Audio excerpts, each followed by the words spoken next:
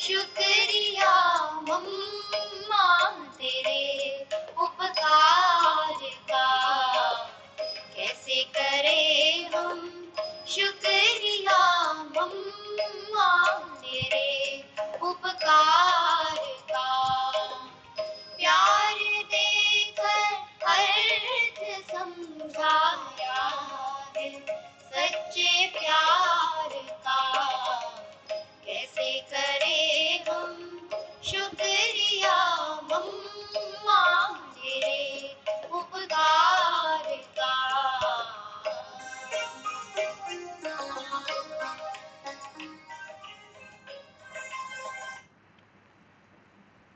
ओम शांति। तो विशेष मम्मा डे के निमित्त आज मम्मा की, मातेश्वरी सरस्वती की, जगदम्बा सरस्वती की कुछ शिक्षाएं, जिसके ऊपर हम थोड़ा सा नज़र डालेंगे। वैसे तो मम्मा अमृतसर में एक सिंधी परिवार में जन्म हुआ। मम्मा बचपन से ही पढ़ाई में होशियार थी। रोज नए नए ड्रेस पहन करके स्कूल में जाती थी, सभी को अपने तरफ आकर्षित करती थी। पढ़ाई में भी होशियार। कुछ समय के बाद जैसे बड़े हो गए, पिताजी का कुछ कारण से देहांत हुआ, तो मम्मा की माताजी बहुत दुखी हो गई और इसके कारण वो ओम मंडली में जाना शुरू किया। वैसे तो मम्मा का लौकिक नाम ही राधा था, तो राधा को लेके एक दिन उनकी माताजी, मम्मा की माँ, सत्संग में ओम मंडली में गई। जैसे बाबा को देखा, उनको बहुत ही जैसे ये हमारा असली पिता है, उनकी भासना आ गई। तो बाबा ने एक बार उनको प्रश्न पूछा कि तुमको पीतांबर वाले से शादी करना है या कलयुगी पेंट कोट वालों से शादी करना है, बताओ। तो मामा ने रात भर सोचा, निर्णय किया, मुझे तो पीतांबर धारी से शादी करनी है। और तब से लेकर के मम्मा रोज ज्ञान में आने लगी, लगन लगी।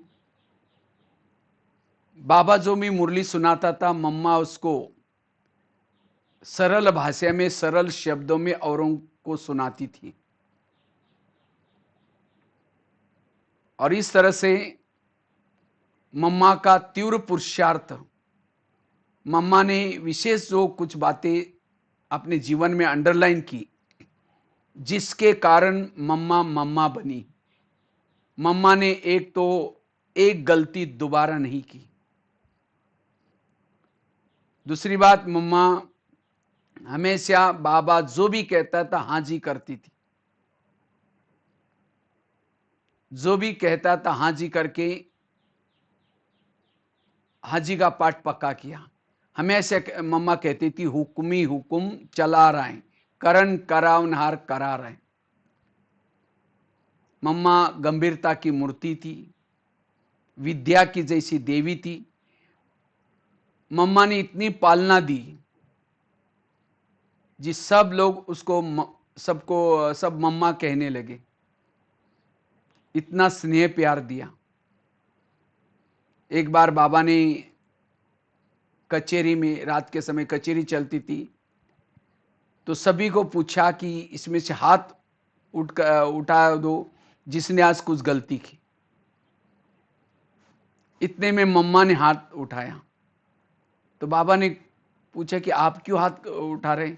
कहते मैं इनकी माँ हूं, अगर मेरे बच्चों से कुछ गलती हुई तो मुझे मेरे तरफ से माफ करना। तो मम्मा का इतना प्यार था सभी ब्रह्मावत्सों से। मम्मा ने कम उम्र में तीव्र पुरुषार्थ किया। मम्मा रात को 2 बजे उठती थी और तपस्या करती थी। मम्मा हमेशा कहती थी हर घड़ी को अंतिम घड़ी समझो, और उसी से मम्मा ने तीव्र पुरुषार्थ किया और अपने जीवन को कर्मातीत बनाया। आज मम्मा इतनी गुप्त रही, इतनी सिंपल सादगी से रही। भक्ति मार्ग में मम्मा का देवियों के रूप में पूजन होता है। एक बार अमृतसर में कुछ कारण से कुछ परिवार के झगड़े हो गए पवित्रता के बारे में। उस समय मम्मा वहां आई थी, तो कुछ लोग आए, कहते हैं इनकी जो मुखिया है उनको हम मारेंगे। वहां आए, लेकिन जब मम्मा को देखा, मम्मा का वो पवित्रता का स्वरूप देखा, तब कहा कि नहीं नहीं, हम कुछ नहीं करेंगे। बिल्कुल वो बदल करके गई। ऐसी मम्मा ने अनेक आत्माओं को जगाया, अनेक भाई बहनों को समर्पित कराया, यज्ञ के स्नेही बनाया। तो आज हम मम्मा के बारे में विशेष, मम्मा ने 2 शिक्षाएं विशेष अपने जीवन में अपनाई थी। जैसे कहा, मम्मा ने एक पक्का किया कि हुक्मी हुकुम चला रहे, करन करावनहार करा रहे।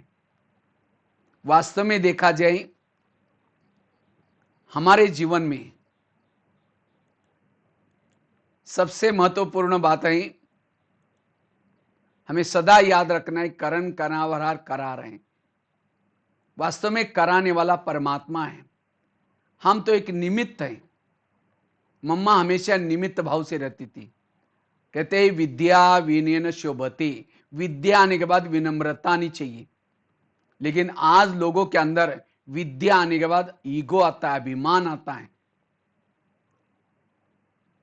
वास्तव में वर्तमान समय सभी पतन का कारण है अभिमान, ईगो। कहते रावण ज्ञानी था, समझदार था, लेकिन रावण के अंदर अभिमान था। वो कहते शास्त्रों का ज्ञाता था, लेकिन तो भी पूरा परिवार को लेके खत्म हो गया, अभिमान। आज दुनिया में बहुत सारी कंप्यूटर शिक्षा, कितनी शिक्षा है, लेकिन आज हर इंसान में ईगो है, अभिमान है। और इस अभिमान के कारण आज गुस्सा आता है, झगड़े होते जा रहे। इसलिए हमें अभिमान से स्वयं को क्या करना है, दूर करना है। जितना हम अपने आप को अभिमान से दूर करेंगे, अभिमान से दूर, उतना महान बन सकते हैं। और मम्मा ने यह पाठ पक्का किया, कभी भी हमें जीवन में अभिमान नहीं करना है। ब्रह्मा बाबा ने भी जाते जाते 3 बातें सुना कर गए, बच्चे निराकारी बनो, निर्विकारी बनो, निरहंकारी बनो। जैसे हम ज्ञान मार्ग में आगे बढ़ते हैं, बाबा हमारे जीवन में क्या करता है, हमारा भाग्य बनाने के लिए कुछ विशेषता देता है, कुछ गुण देता है, कला देता है। लेकिन उस गुणों की महिमा होती है, कलाओं की महिमा होती है, तो धीरे धीरे हमारे अंदर अभिमान जागृत होने की संभावना है। और जिसके अंदर अभिमान आता है, उसको अपमान की फीलिंग आती है। मुझे उन्होंने पूछा ही नहीं, उन्होंने मेरे साथ ऐसा किया। इसलिए मम्मा ने मूल शिक्षा जो दी, इस अभिमान से हमें स्वयं को दूर रखना है। हम कितने बड़े हैं, विनम्रता से पता चलता है। विनम्रता, नम्रता, जिसने नम्रता धारण की वो कभी भी मरता नहीं है, वो अमर बन जाता है, युगों युगों तक उसका नाम रहता है। इसलिए नम्रता का गुण हमें इस मम्मा के दिवस पर हमें विशेष मम्मा को श्रद्धांजलि अर्पण करना, पुष्पांजलि अर्पण करना, अर्थात मम्मा की शिक्षा को अपने जीवन में लाना है। तो आज विशेष हमें इस मम्मा के दिन पर अभिमान से स्वयं को दूर रखना है। पांडव भी विजय हो गए, कौरवों से विजय हो गए, लेकिन फिर भी पांडव हार गए। किससे हार गए? अभिमान के कारण हार गए। वो कृष्ण को उन्होंने समझा ही नहीं कि कृष्ण हमको मदद कर रहे हैं, वही हमारा बैकबोन है। जब पांडव विजय बने तब भीम कहता मेरे गधा के कारण विजय बना, अर्जुन कहता है मेरे तीर के कारण। वास्तव में कृष्ण उनको सही बैकबोन में था। इसी तरह आज हमारे साथ भी परमात्मा है बैकबोन में, करण करावन करा रहे, हुक्म ही हुक्म चला रहे। इसलिए कभी भी हमें अभिमान ना आए। दो प्रकार के मैं होते, एक असली मैं, दूसरा नकली मैं। जब असली मैं आत्मा के स्वरूप में टिकते हैं, अभिमान नहीं आता। इसलिए दादी जानकी जी भी हमेशा दो शब्द पक्का कराती थी, मैं कौन और मेरा कौन। मैं आत्मा, मेरा पिता परमात्मा। ये मैं आत्मा के स्वरूप स्मृति में रहना है। बहुत सारे झूठे मैं भी हैं, मैं इंजीनियर हूं, मैं डॉक्टर हूं, मैं ये हूं। और जहां मैं आता, मैं को इंग्लिश में आई कहते हैं। आई अगर खड़ा होता है दीवारें बन जाते आपस में, आई अगर झुक जाता है संबंध अच्छे बनते हैं। तो आज के इंसान में ईगो भरा हुआ है, अभिमान भरा हुआ है। इसलिए मम्मा कहते हैं इस अभिमान को हमें छोड़ना है। जहां अभिमान आया गुणों का गुलदस्ता मुरझा गया, सारे गुण शक्ति समाप्त हो गए। इसलिए विनम्रता जरूरी है।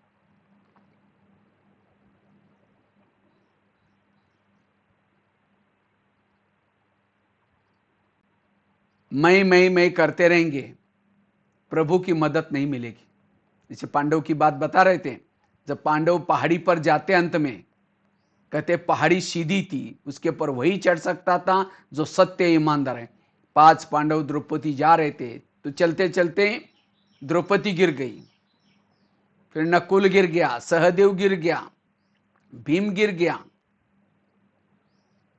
अर्जुन भी गिर गया, और कहते कुत्ता और युधिष्ठिर स्वर्ग में गए। तो वास्तव में कुत्ता मतलब कोई प्रैक्टिकल कुत्ते की बात नहीं, युधिष्ठिर के साथ ईमानदारी थी, वही जीत प्राप्त किया। तो आज हमारी भी विजय होगी। हमें सबको अपने धाम में जाना है। पहाड़ी पर, कौन सी पहाड़ी?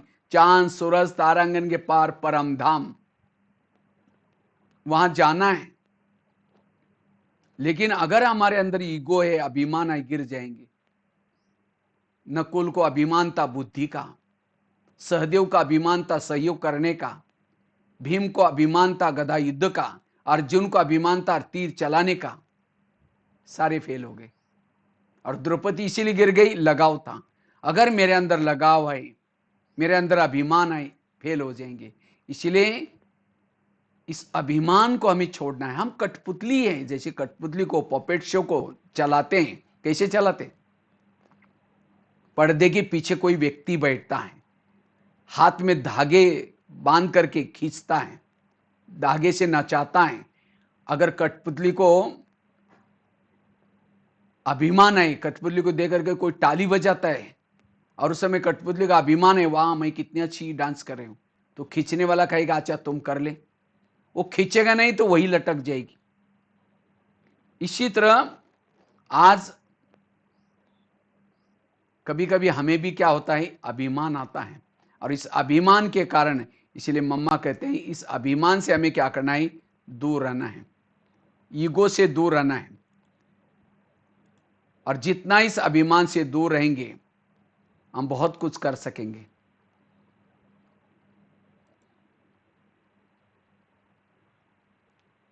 जैसे कुएं का मेंढक होता है, कुएं के अंदर जब होता है तो क्या करता है, समझता है यही मेरी दुनिया है। लेकिन जब कुएं से बाहर आता है, उसको लगता है अरे दुनिया तो बहुत लंबी चौड़ी है। इसी तरह जिस एरिया में जहां हम सेवा करते हैं, कार्य करते हैं, हमें लगता है मैं बहुत कुछ कर रहा हूं। लेकिन जब हम बेहद में चले जाते हैं, लगता है हमारे से भी ज्यादा लोग हैं। इसलिए कभी भी कोई चीज का अभिमान ना हो, ना कलाओं का अभिमान, ना विशेषता का अभिमान। और जितना निरहंकारी बनेंगे, उतना हमारी निराकारी स्थिति, आत्मिक स्थिति बनी रहेगी।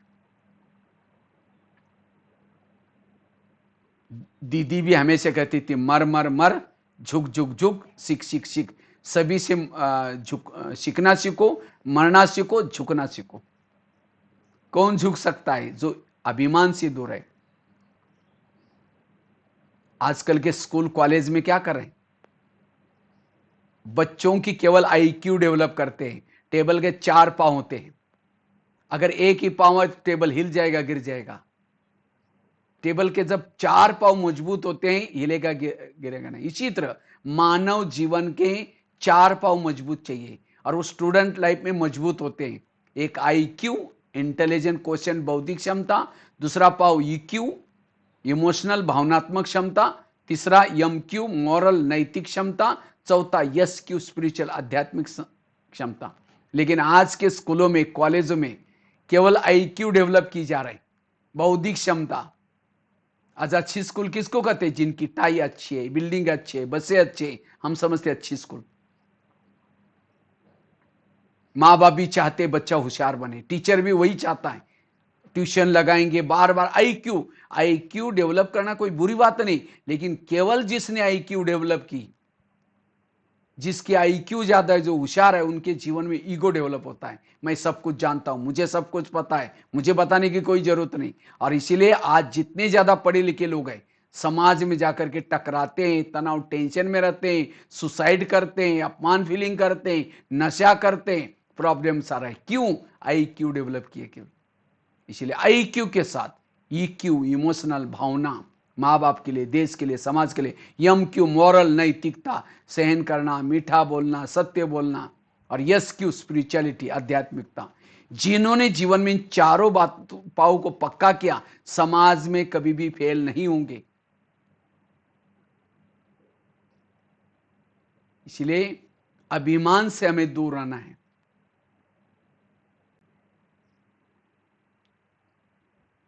अभिमान जिसके अंदर आए, वो व्यक्ति खोखला हो जाता है, करता बहुत है, जमा कुछ भी नहीं होता उसको। इसीलिए मम्मा डे के दिन हमें इस मैपन की बलि चढ़ानी है। मैं की बलि चढ़ाऊं। लोगों ने बकरी की बलि चढ़ा दी। अपने मैपन को छोड़ना।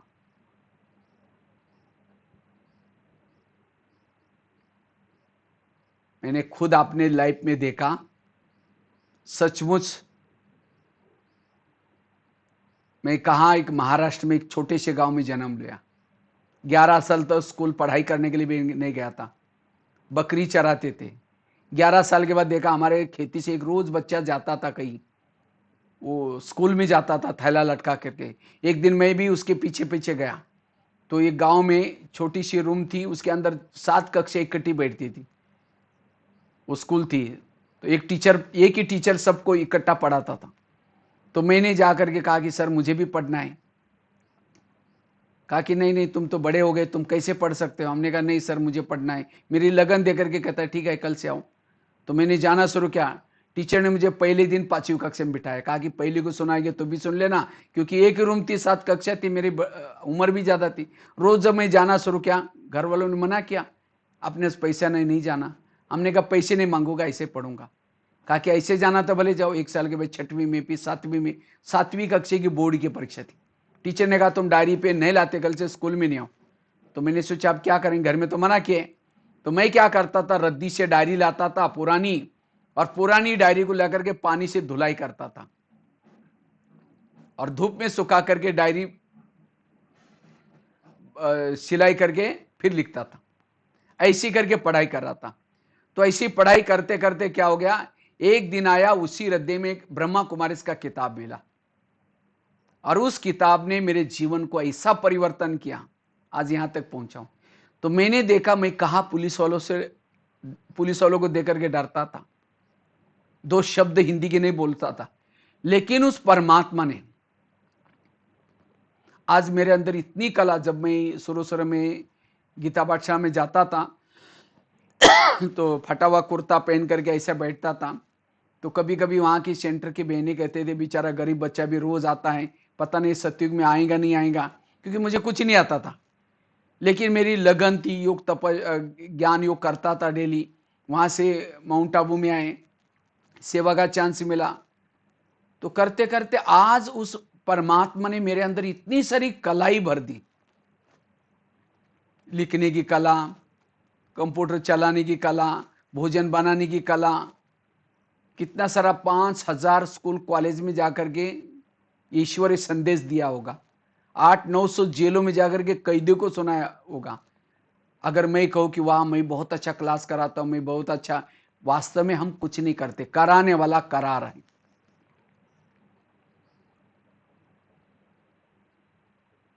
मैंने अपने जीवन में एक बहुत सुंदर एक स्टोरी याद रखी।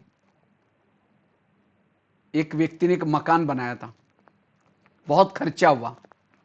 अब सारा सामान पुराने मकान से नए मकान में शिफ्ट करना था। सोचा अभी क्या करूं, पैसा तो है ही नहीं। तो उन्होंने गधा भी पाला था, तो गधे के ऊपर थोड़ा थोड़ा रख करके सारा शिफ्ट किया। लेकिन एक मूर्ति बची थी, उसको लगता अब मूर्ति कैसे लेके जाऊं। सोचा चलो गधे के ऊपर रख करके क्या करता है, कपड़ा ढक दिया, रख करके लेके जाने लगा। तो चलते चलते उसके ऊपर का क्या हो गया, कपड़ा हट गया, मूर्ति का सिर दिखना शुरू किया। तो लोग क्या करते हैं, मूर्ति को देख करके नमस्ते करना शुरू किया। गधे को लगता नमस्ते मुझे कर रहे हैं, वास्तव में गधे को नमस्ते नहीं कर रहे थे, मूर्ति को नमस्ते कर रहे थे।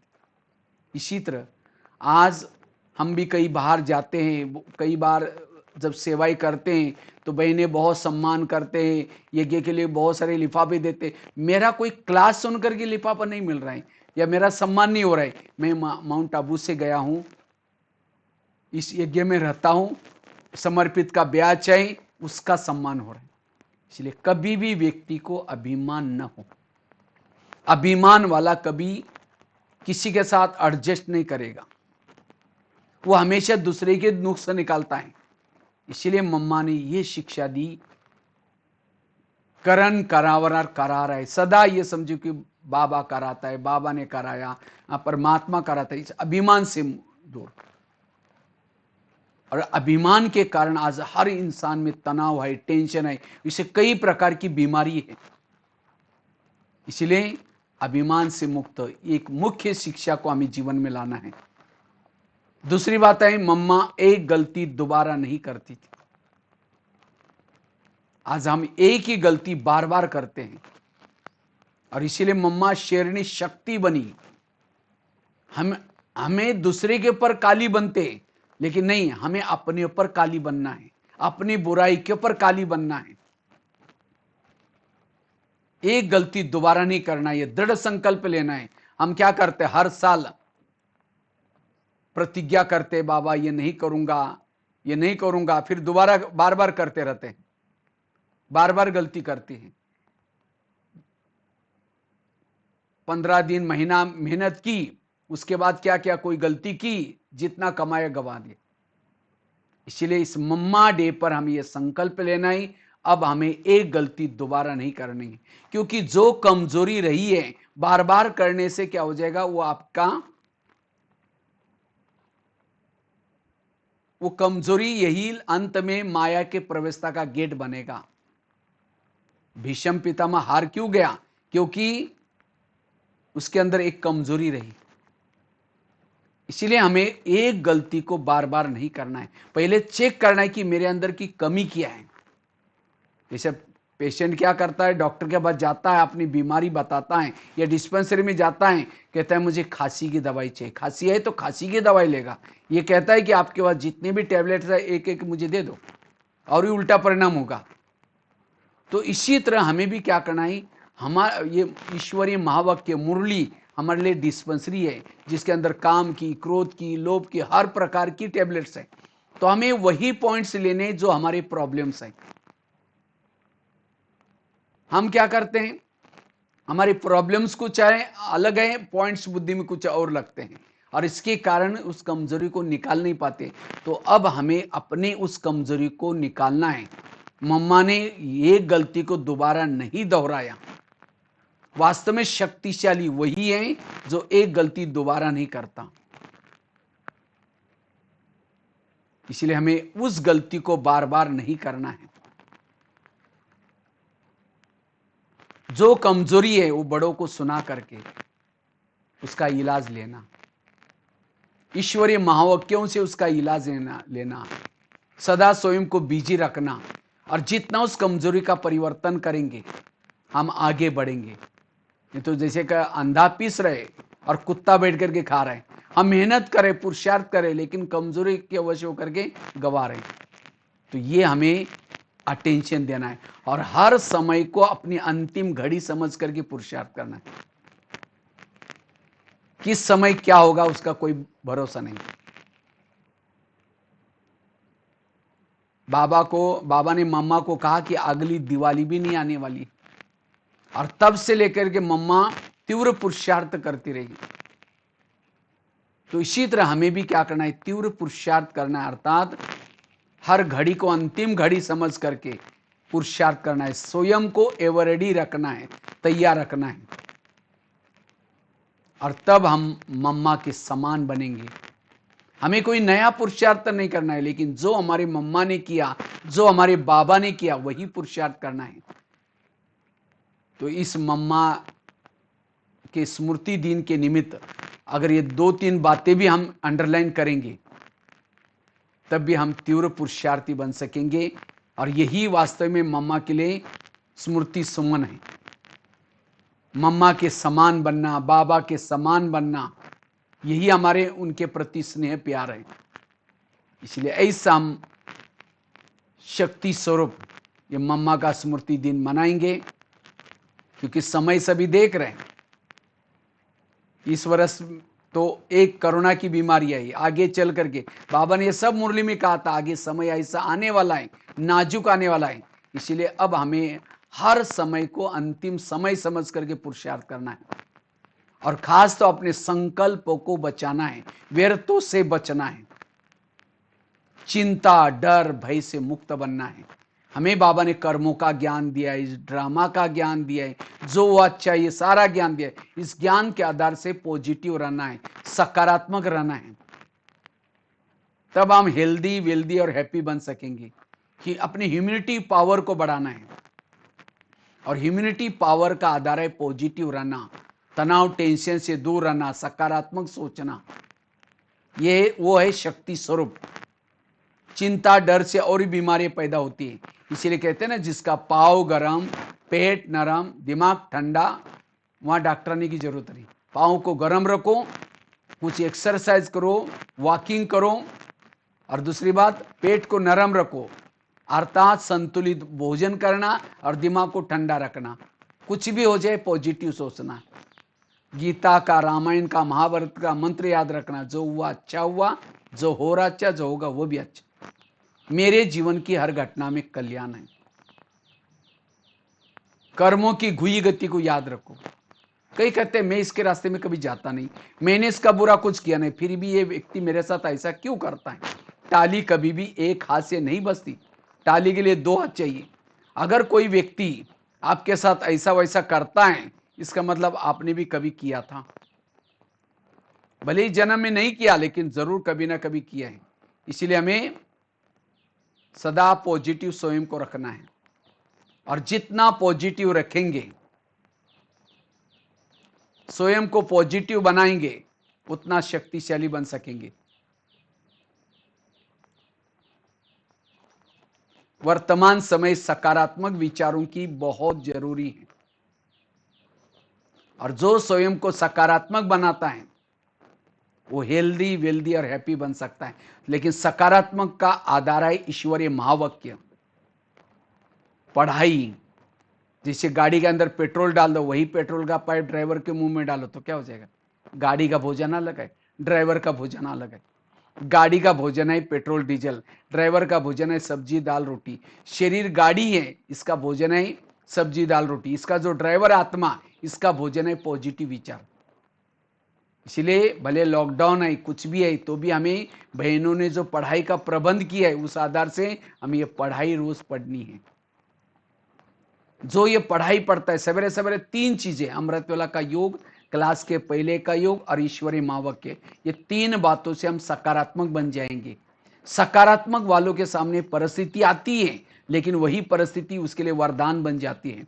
और जो व्यक्ति निगेटिव है, निगेटिव वालों के सामने परिस्थिति आती है, वही परिस्थिति उसके लिए श्राप बन जाती है।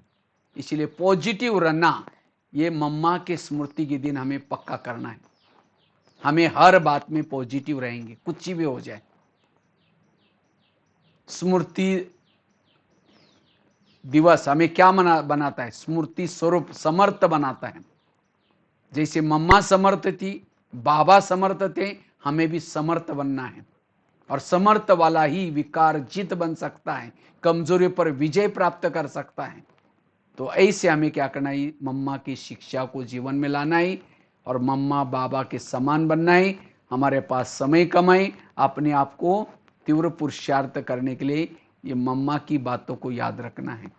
ठीक है, इसी के साथ साथ बहुत बहुत धन्यवाद। ओम शांति।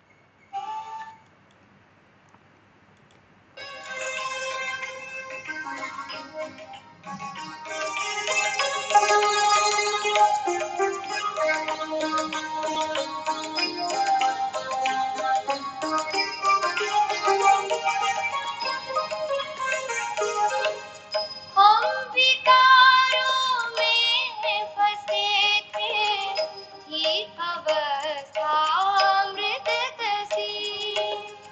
हम विकारों में फंसे थे, ये अवस्था मृत सी। जान देकर प्राण फूके, सुख लिया संसार का। कैसे करें हम शुक्रिया मम्मा तेरे उपकार का।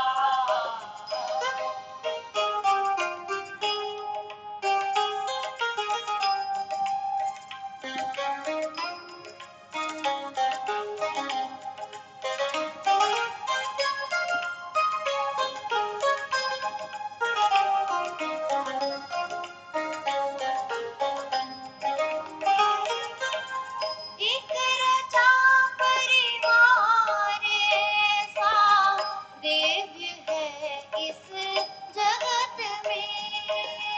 एक रचा परिवार ऐसा दिव्य है इस जगत में। कोई भी सानी नहीं इस ईश्वरी परिवार